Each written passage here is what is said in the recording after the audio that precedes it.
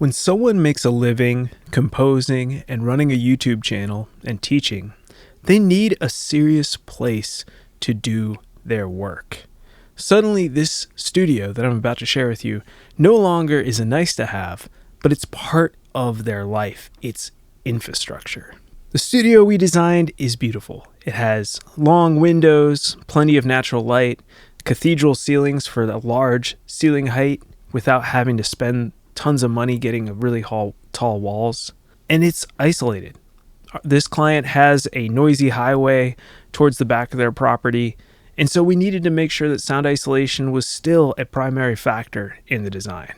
I'm going to walk you through a set of our plans, not to show you every little tiny detail, because that's not really the point. What I want to show you is the decision-making process, how we came up with the design, and show, honestly, some of our work, so you can see what it's like to work with Soundproof Your Studio and see how we make decisions when creating these complex home recording studios.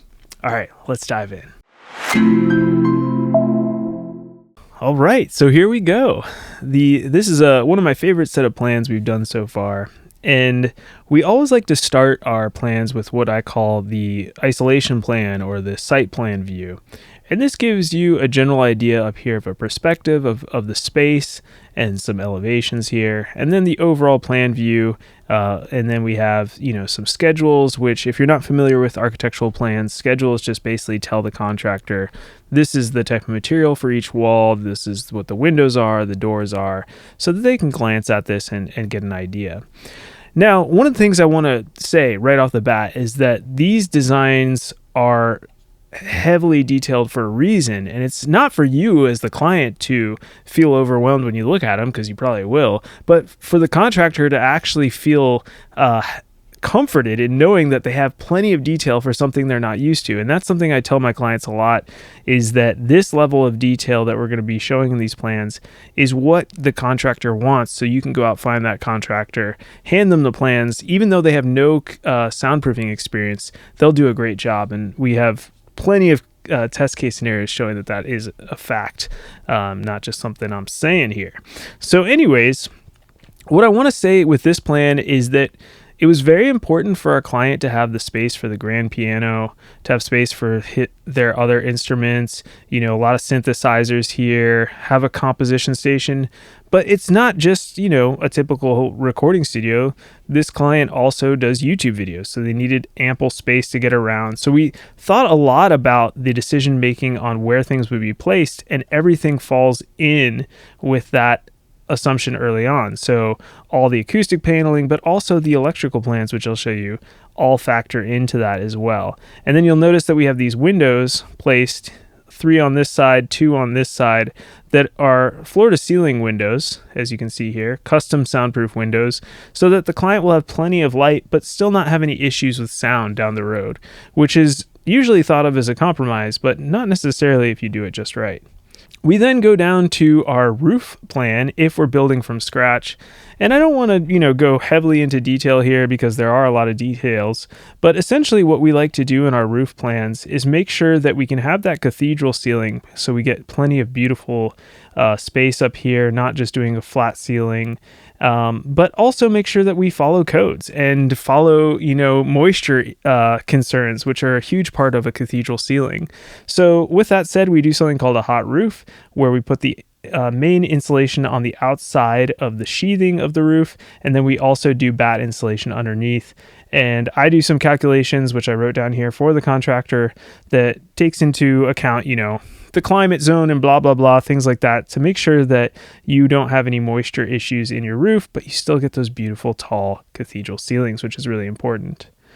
We tend to almost always use a clip and hat channel system on our ceilings. Here you can see we show exactly where to place the hat channels, and the red dots indicate the Genie Clip RSTs, which are just acoustic clips. And these decouple our drywall from the ceiling. And again, like I said before, I can't emphasize this enough that in our plans, we're just thinking like a contractor and thinking, okay, what information do they need to build this thing as easily as possible?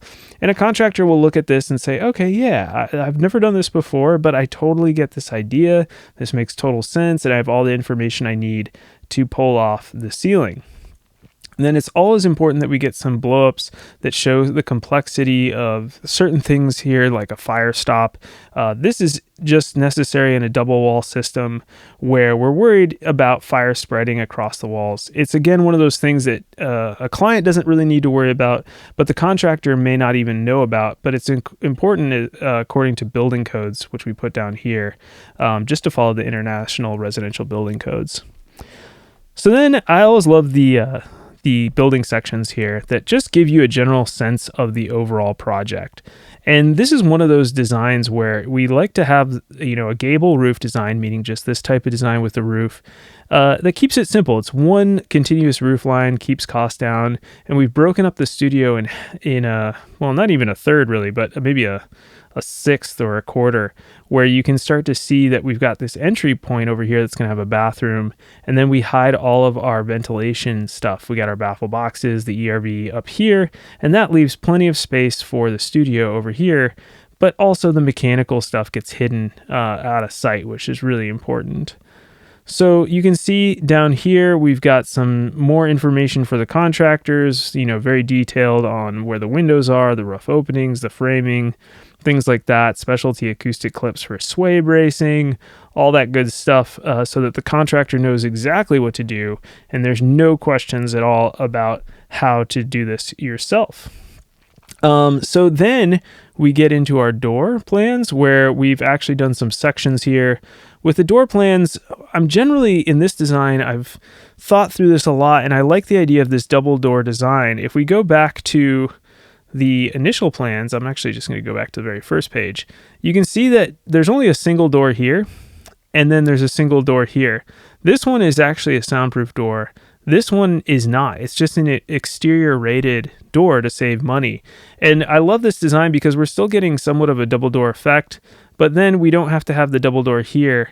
And from my experience, just having some space, another wall here and another door that's still, airtight, and as heavy as is reasonably possible, is a great compromise to having to spend, close to $8,000 just on 2 sets of doors. So that's not really my goal with my clients, is to try to reduce costs as much as possible while still getting the full desired results. And doors are one of those places where you can spend a lot of money really quickly. I want to go back up here to the door section.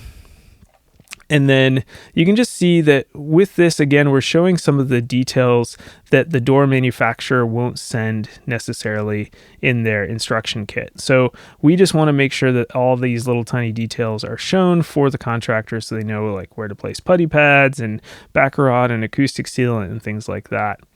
Then we get into our window plans, and one of the things, that our client really wanted was a lot of that natural light. And they also really liked some of the studios they've seen on other YouTube channels with these tall windows floor to ceiling. So I told the client, windows are obviously an expense, but a worthwhile expense if you really want that natural light, which they did. So we put in these windows in a somewhat asymmetrical pattern, but it turned out really lovely in the end. And you can see here with the window design, again, focusing on giving the contractor everything they would need to get these windows done. So we've got 2 different sizes of glass. We've got our tempered and our laminate, and we show all the different pieces so that the contractor, any contractor, to be honest, you can read a set of plans, could build this window very easily. And then we get into our electrical plan. And this is where we, have a little legend, and any electrician, this is pretty standard electrical labeling, so they can read this.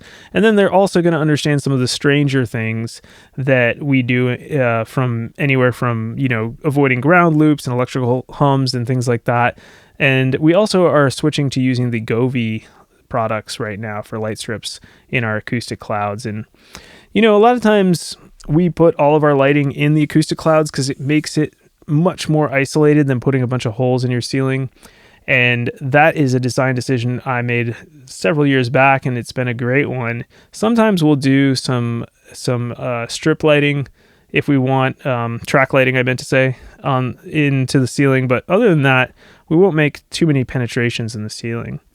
This is kind of something you won't always see in a set of plans, but electrical sections, so that, the spacing of all this matters so that you don't get low voltage and high voltage mixing together. And so we'll make sure that your electrician knows exactly where to place them, what height to place them at, and what they need to place, and whether it's a wall cat, which is something we use for running Ethernet lines over audio over Ethernet, or whether it's just a normal regular outlet and they just need to place that. Then we get into our HVAC systems, and again, we've got an HVAC schedule, an overview. You can see here we've got our stale air baffle box and our fresh air baffle box. Remember, the baffle boxes are just there to reduce any sound that's coming in and out of the duct that's entering the room here. And so we've got two different ones. We always want to make sure they're 6 feet away from each other, but basically fresh air is coming in over here and stale air is being pulled out over here. And then we have an ERV system, which is transferring the air from the outside in and pulling the stale air out. The ERV, again, talked about this a lot on the channel, but for those of you who are not familiar, it's just really good at reducing the amount of moisture and heat loss, or in the summertime, the amount of cold you're going to lose from transferring air in and out of your studio to the outside. So it's super important. Again, just showing the overall plan view for the contractor, and then showing the contractor exactly how to build these crazy boxes, which, is always not something that's hard to do necessarily, just something they've never done, I'm sure of it. So we make it easy, just showing them exactly what materials to use, all the dimensions that they need for each baffle box. And then, where to buy the products for those baffle boxes is important too. Next is just the transition from the baffle box into the studio, something I call a chimney. Again, shows the contractor how to build it, and some nice plans here of exactly that section so they can see, the dimensioning of everything there, and exactly what materials and sizes to make so that it all fits together perfectly. Finally, we like to show the acoustic treatment plan. And a lot of times, I'm not going to lie, I'm a big fan of acoustic panels, especially from GIK Acoustics. It just keeps things easy, keeps the cost down, and also reduces the amount of stress and pressure put on your contractor to build really complex acoustics. It can be done. We do it. We do custom acoustics here, but this was a great example of a studio where we're using the GIK Acoustics in a very specific thought out plan, telling the owner or the contractor where to hang them and exactly what to buy and how many to buy, so that there's no questions asked. And then you can see here exactly all the dimensioning that goes into getting those panels right where they're supposed to be. And then we offer some custom acoustic clouds from 2 different suppliers. And finally, you can see the beautiful 3D renders that we offer, just to make sure that both you, the client, and the contractor can see the finished product and have an idea of what it's going to be. In this way, you really get a sense of the space, you get a sense of the feel, the lighting, the vibe, and it's really nice. And at the end, we always throw together a little materials list of just all the things that are not typically easy to find for a contractor, something that either the client should buy ahead of time or the contractor can buy for the client. All right, so as you can see, there's a lot that goes into the decision-making process and the design of these backyard studios. One thing that you will find working with a pro designer is that they're going to have all the sort of template ideas of how this thing should come together, and then they make it really easy for you to just choose the nice things that you want to add, like windows, or how big is the room, or I want a piano here, I want synthesizers here. You don't have to worry about all the other aspects of the design. So if you're at that point where you're like, you know what, I don't want to do this all myself, I want to collaborate with someone who's a professional. When you build a house, you don't usually want to design the house and build it yourself. A studio is arguably harder to build than a house, so it makes no sense not to hire an architect to do it for you. So if you're interested in that, I would love to talk to you over a Soundproof Clarity call. I give 30 minutes of my schedule to you so that we can talk about your project and see if plans like the ones I just showed you are a good fit for you. If that's the case, I'd love for you to sign up for one. Just go to soundproofyourstudio.com/step1, or you can go to soundproofyourstudio.com and click on the I Want Some Construction Plans button there. All right, my name is Wilson Harwood. I am a studio designer and acoustician based in Nashville. Thank you so much for watching or listening and following along, and I will see you next time with more information on soundproofing and room acoustics.